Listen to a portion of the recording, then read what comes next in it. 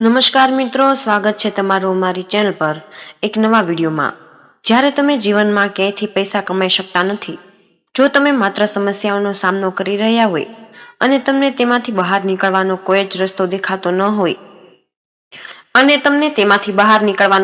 ન દેખાય, તમારો ધંધો, ફેક્ટરી, નોકરી, દુકાન કે બીજું કંઈ કામ થતું ન હોય, તો ચારે બાજુ ખોટ હોય, તો તમારે માત્ર એક દિવસ માટે જ આ એક ઉપાય કરવાનો છે। ગુરુજીએ કહ્યું છે કે થોડા જ દિવસોમાં તમે જોઈ લેશો કે તમારા જીવનમાં કેવો મોટો ચમત્કાર થાય છે। ધન પ્રાપ્તિના નવા રસ્તાઓ સર્જાય છે, જીવનના તમામ અવરોધો દૂર થઈ જાય છે અને તમને સુખ સમૃદ્ધિ મળે છે। ચાલો જાણીએ આ ખાસ ઉપાય વિશે, પરંતુ તે પહેલા જો તમે ચેનલ પર નવા હોય તો કૃપા કરીને વિડીયોને લાઈક કરી ચેનલને સબસ્ક્રાઇબ કરી લેજો અને કોમેન્ટ બોક્સમાં જય માતા લક્ષ્મી જરૂર લખી દેજો। તમારા જીવનમાં ખુશીઓ આવવા જ લાગશે। ભક્તો, માતા લક્ષ્મી ક્યારેય પણ પૈસાની અછત ન પડવા દે। આપણે ઘણીવાર થોડું વધારે રાંધીએ છીએ અને પછી થોડું વધે છે। શાક અથવા તો ગ્રેવી ઘણીવાર પૂરી થઈ જાય છે અને થોડી રોટલી પણ બચી જાય છે। બીજા દિવસે પરિવારના આ જ સભ્યો અથવા બાળકો વાસી રોટલી ખાવાની ના પાડે છે। જો તમારા ઘરમાં પણ આવું થાય છે તો આ માહિતી તમને ચોંકાવી દેશે। જો તમે પણ આવા રોટલા કે રોટલી ખાશો તો તમને અમીર બનતા કોઈ જ નહીં રોકી શકે।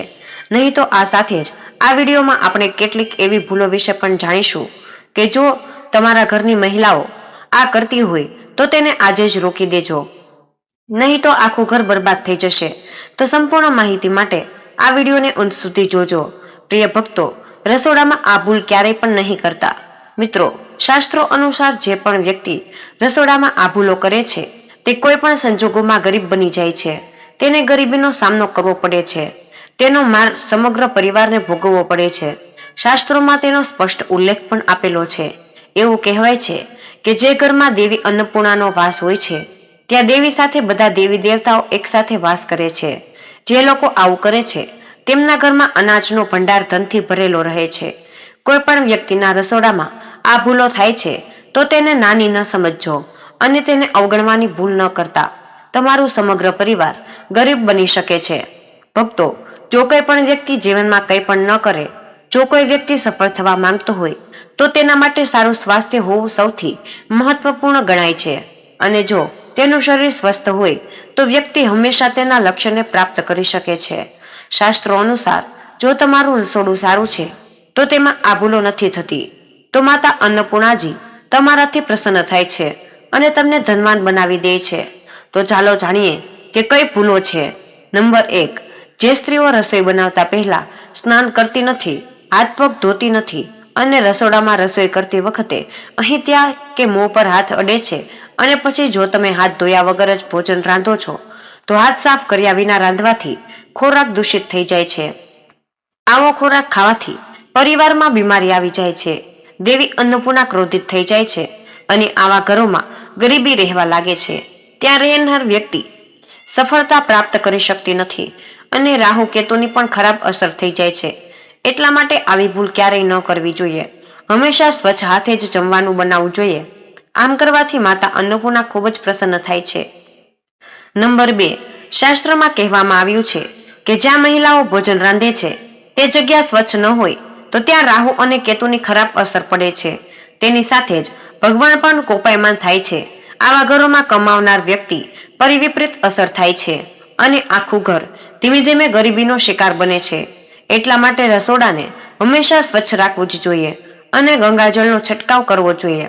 આમ કરવાથી માતા અન્નપૂર્ણા આકર્ષિત થાય છે અને તમારા ઘરમાં દરેક કામ મદદ કરે છે।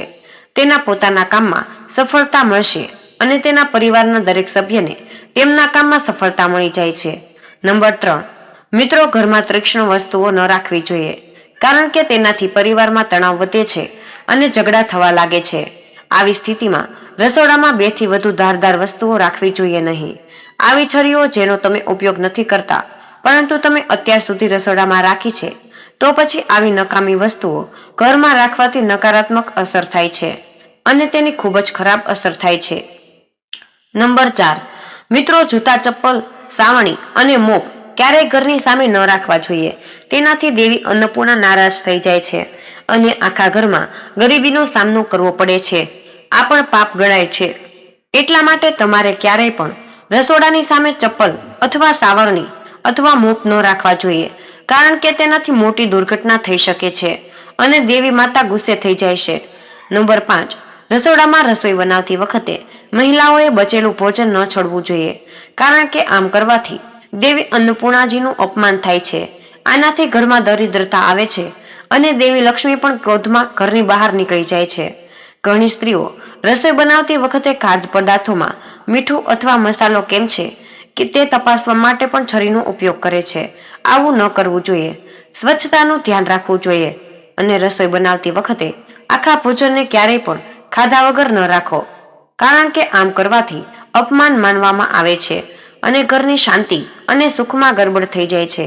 એટલા માટે જો તમે ખોરાક રાંધો છો તો સૌપ્રથમ તમારે ખોરાકને થોડો પલાળી દેવો જોઈએ, પછી છોકરીને થોડું ખવડાવો તો તમે પણ ભોજનનો આનંદ માણી શકશો. નંબર 6, જો તમને તમારા ખોરાકમાં વારંવાર વાળ જોવા મળે છે તો તેને તુચ્છ વસ્તુ તરીકે ન લ્યો. એવું માનવામાં આવે છે કે ખોરાકમાં વારંવાર વાળ દેખાવાનું કારણ રાહુ અને કેતુનું છે. તેની ખરાબ અસર થાય છે. આવા ઘર હંમેશા ગરીબ રહે છે. વાળ ક્યારેય ખોરાકમાં ન હોવો જોઈએ, કારણ કે તે માતા અન્નપૂર્ણાનું સૌથી મોટું પ્રતીક છે. તે એક મોટું અપમાન માનવામાં આવે છે. તે એક ગંભીર પાપ માનવામાં આવે છે. આવા કિસ્સામાં ખોરાકની શુદ્ધતા સાથે પણ ચેડા થાય છે અને પરિવારને ગંભીર બીમારીઓનો સામનો કરવો પડે છે. ભૂલથી પણ આવું ન કરવું જોઈએ. સ્ત્રીઓએ હંમેશા રસોઈ બનાવતા પહેલા વાળ બાંધવા જોઈએ. તો મિત્રો, વાસ્તુશાસ્ત્ર અનુસાર કેટલીક એવી વસ્તુઓ છે કે જે રસોડામાં બિલકુલ ન રાખવી જોઈએ. તેમને રાખવાથી સમસ્યાઓ વધે છે. નંબર 7, અરીસો. ઘરને સુંદર રાખવા માટે કેટલાક લોકો રસોડામાં અરીસો લગાવે છે, પરંતુ વાસ્તુશાસ્ત્ર અનુસાર આ વસ્તુ રસોડામાં બિલકુલ ન રાખવી જોઈએ. એવી માન્યતા અનુસાર રસોડામાં અરીસાનો ઉપયોગ ન કરવો જોઈએ, કારણ કે રસોડામાં ચૂલો અગ્નિદેવનું પ્રતીક માનવામાં આવે છે. જો અરીસામાં અગ્નિનું પ્રતિબિંબ દેખાય તો તે ઘરમાં અશુભ માનવામાં આવે છે, જેના કારણે ઘરમાં ઝઘડાઓ વધવા લાગે છે. આ સાથે જ ઘરની આર્થિક સ્થિતિ પણ કથળવા લાગે છે. આ ભૂલ ન કરવી જોઈએ. નંબર 8, બાંધેલો લોટ. ઘણી વખત સ્ત્રીઓ રોટલી બનાવતા માટે લોટ અથવા બચેલા લોટને ફ્રીજમાં મૂકી દે છે અને સવારે ફરીથી એ જ લોટનો ઉપયોગ કરે છે. વાસ્તુશાસ્ત્ર મુજબ રોટલી બનાવવા માટે આ યોગ્ય નથી. રસોડામાં ગૂંથેલા લોટને રાખવાથી શનિ ગ્રહ જેવી પરેશાનીઓ આવે છે. રાહુની નકારાત્મક અસર થવા લાગે છે. આના કારણે જીવનમાં અનેક પ્રકારની સમસ્યાઓ આવવા લાગે છે. નંબર 9, તૂટેલા વાસણો છે. તો મિત્રો, તૂટેલા વાસણો રસોડામાં ન રાખો. કેટલાક વાસણો વધુ પડતા ઉપયોગ પછી તૂટી જાય છે, પરંતુ ઘણી વખત અમુક અંશે આપણે તૂટેલા વાસણો વાપરતા રહીએ છીએ. વાસ્તુશાસ્ત્ર અનુસાર આને સારું મનાવવામાં આવતું નથી. રસોડામાં તૂટેલા વાસણોનો ઉપયોગ ક્યારેય ન કરવો જોઈએ, જેના કારણે પરિવારના સભ્યો વચ્ચે મતભેદ વધે છે. તો મિત્રો, ચાલો હવે જાણીએ કે વાસી રોટલી ખાવી તમારા માટે કેવી રીતે ફાયદાકારક છે. જ્યારે પણ ખોરાક વાસી થઈ જાય છે ત્યારે આપણે તેને ફેંકી દઈએ છીએ. કદાચ તમે ક્યારેય વિચાર્યું પણ નહીં હોય કે વાસી ખોરાક પણ તમારા માટે સારું હોઈ શકે છે. મિત્રો, જાણો વાસી રોટલી તમારા સ્વાસ્થ્ય અને ભાગ્ય પર શું અસર કરે છે. તમને જાણીને નવાઈ લાગશે કે વાસી રોટલી પાચન તંત્ર માટે ચમત્કારીથી ઓછી નથી. વાસી રોટલી શરીરને સ્વસ્થ બનાવે છે. વાસી રોટલીમાં ભરપૂર માત્રામાં ફાઇબર જોવા મળે છે. ખોરાકમાં ફાઇબરની વધુ માત્રા પાચનમાં મદદ કરે છે. વાસી રોટલી પેટનું ફૂલવું, ગેસ અને કબજિયાતની સમસ્યામાં રાહત આપે છે. એટલા માટે જ ભક્તો, વાસી રોટલી તમારા માટે વરદાન સાબિત થઈ શકે છે. તેનો ઉપયોગ કરો. તમારે તે ચોક્કસપણે ખાવી જ જોઈએ. અને જો આપણા શાસ્ત્રોમાં માનીએ છીએ તો ખોરાક તાજું ખાવું જોઈએ, પરંતુ જ્યાં સુધી ખોરાક ખાવામાં યોગ્ય છે અને બગડ્યો નથી તો તેને ક્યારેય ફેંકવું જોઈએ જ નહીં, કારણ કે તે ખોરાકનું અપમાન માનવામાં આવે છે. આવી સ્થિતિમાં જે વ્યક્તિ વાસી ખોરાકને ફેંકતી નથી અને તેને રાખે છે અને માન આપે છે, તો માતા અન્નપૂર્ણા આવા વ્યક્તિ પર હંમેશા પ્રસન્ન રહે છે. પરંતુ આમાં એક વાતનું ધ્યાન રાખવું ખૂબ જ જરૂર છે. જ્યારે પણ તમે વાસી રોટલી નાના બાળકોને આપો ત્યારે તમારે પહેલા તેને બરાબર તપાસી લેવી જોઈએ. જો તે વાસી રોટલી છે તો રોટલીમાંથી રેસા નીકળતા હોય છે તો તે તમારા બાળકનું મૃત્યુ પણ થઈ શકે છે, અથવા તો તમે બીમાર પણ પડી શકો છો. વાસી રોટલી ભલે કોઈ ચમત્કારથી ઓછી ન હોય, પરંતુ વાસી રોટલીને લાંબા સમય સુધી ઘરમાં રાખવાને ચેર સમય માનવામાં આવે છે. તે રોટલી ક્યારેય પણ ખાશો નહીં. હવે ભક્તો, હું તમને પૂજ્ય ગુરુજીએ આપેલા ઉપાય વિશે જણાવવા જઈ રહી છું. તે એક અસરકારક ચમત્કારી ઉપાય છે જે તમારા નસીબને તેજ કરશે. તો ચાલો તમારા માટે લાભ મેળવવાનું શરૂ કરીએ. ભક્તો, સનાતન પરંપરામાં ગાય માતા ગંગા અને ગાયત્રીનું ખૂબ જ ધાર્મિક મહત્વ છે. એવી માન્યતા છે કે ગાયના શરીર પર 33 કરોડ દેવી દેવતાઓનો વાસ હોય છે અને જે વ્યક્તિ ગાયની પૂજા કરે છે તેના પર આ તમામ દેવી દેવતાઓની કૃપા વરસે છે. ગાયની સેવા કરવાથી આ જન્મના પાપ જ નહીં પરંતુ પાછલા જન્મના પાપ પણ દૂર થઈ જાય છે. દરરોજ સવારે જ્યારે પણ તમે તમારા ઘરમાં ભોજન બનાવવાનું શરૂ કરો છો ત્યારે તમારે બનાવેલી પ્રથમ રોટલી કાઢીને માતા ગાયના નામ પર મૂકી દેવાની છે અને ભોજન બનાવતી વખતે આ રોટલી ગાયને ખવડાવી દેવાની છે. શક્ય હોય તો કાળી ગાયને જ ખવડાવજો. જો કાળી ગાય ઉપલબ્ધ ન હોય તો તમે તેને સફેદ ગાયને પણ ખવડાવી શકો છો. તમને જણાવી દઈએ કે તમારે દરરોજ ગાય માટે રોટલી પણ બનાવવી જ જોઈએ. તો મિત્રો, ગાય માટે તાજી રોટલી બનાવો છો. જો તમે રોટલી બનાવી હોય તો તરત જ તે રોટલી માતા ગાયને અપનાવો. પ્રયાસ કરો. જો તમે તે રોટલી બાજુ પર રાખો અને બીજે દિવસે આપો છો તો તે રોટલી માતા ગાયને વાસી મનાવવામાં આવે છે. વાસી રોટલી ક્યારેય પણ ન આપો. તેનાથી ઘરની નકારાત્મક ઉર્જા આવે છે અને તમારે જે પણ કામ કરવાનું હોય તે કામ બિલકુલ નહીં થાય.